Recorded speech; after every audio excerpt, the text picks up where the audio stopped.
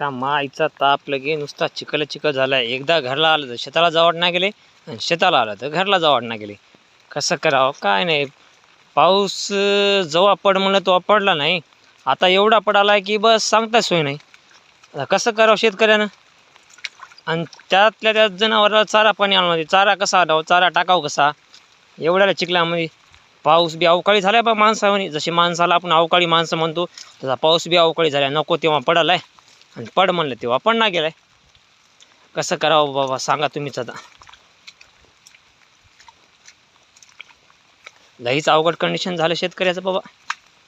आया बघा हे ऊस न्यायचा आता जनावराला. कसा ऊस न्यायचा एवढ्या चिखला. अवघडच झालं बाबा आता हे